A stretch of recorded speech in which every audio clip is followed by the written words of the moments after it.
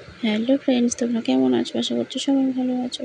তো আজকে করব ডিম ভাজা, রোদ্দুরে ডিম ভাজা করবো আজকে। তো 42 ডিগ্রি তাপমাত্রায় আজকে ডিম ভাজা করব। আজকে তো 42 ডিগ্রি তাপমাত্রা পড়বেই। তো মেশিনে ধান কাটা হয়েছে, আর ওদিকে যেগুলো মেশিনে হয়নি সেগুলো গাদি দেওয়া আছে, আর যেগুলো মেশিনে ধান কাটা হয়েছে সেগুলো উঠানে ছড়ানো আছে, কারণ ওগুলো বারবার শুকনো করার জন্য পা দিতে হবে, সেই জন্য। তো উঠোন ফাঁকা নেই বলে ধানের উপরেই কড়াটা বসিয়ে দিয়েছি। বাল্লে আজকে তো ডিম ভাজা করবো। মনে তো আনন্দ হচ্ছে, আদেও হবে কি জানি না, মনের ভিতর খুঁতখুত করছে।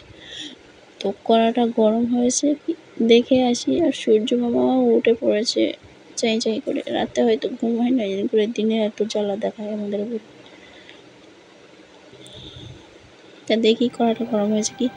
ততক্ষণ কড়াটা গরম হোক, আমি একটা ডিম কিনে নিয়ে আসি। তো ডিমটা কিনে নিয়ে চলে এলাম।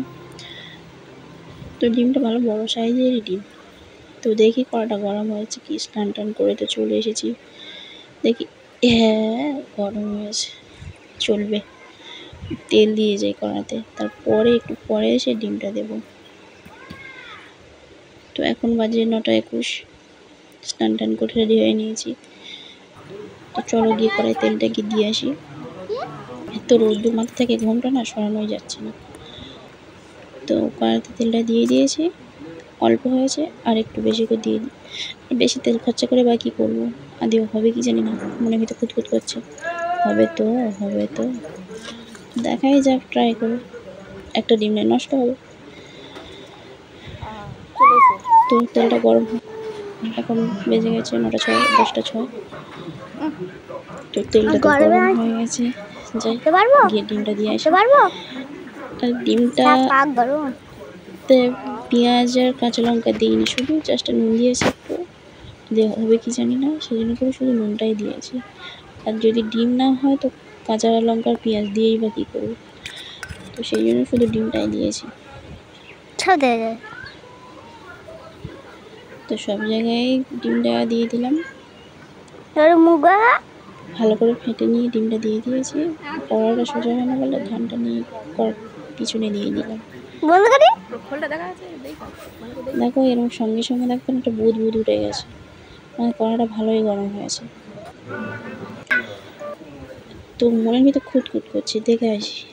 এর উপরে একটু কিরকম একটা আস্তরণ হয়ে গেল সাদা মতো, মানে হওয়ার চান্স আছে, জানি না কপালে কি আছে। তো থাক এরকম, দেখা যাক কি হয়। বারবার মন খুঁতখুত করছে, বারবার হলে মনে হচ্ছে কখন হবে, দেখে আসি। সূর্য মাথার উপরে উঠেই গেছে, এখন দুপুরবেলা হয়ে গেছে। চলো গিয়ে তুলে নিয়ে আসি। এখন বাজে 12:30। একটু বেশি কড়া হয়ে গেছে, হ্যাঁ, তুলতে লেট হয়ে গেছে বলে একটু বেশি কড়া মতো হয়েছে না, জানি না উঠবে কি হয়েছে। তাকে ডিম ভাজা খাওয়া দফা শেষ। বেশি কড়া হয়ে মচমচে হয়ে গেছে, কেমন একটা। কড়াতে ভাজা আর এই ভাজা কি আর একই হয় কখনো? তো যাই হোক, হয়েছে কিনা দেখো, হয়েছে কিনা, পেরেছি তো।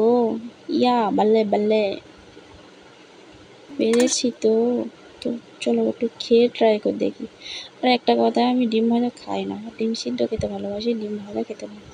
তো হয়েছে, মোটামুটি চলবে।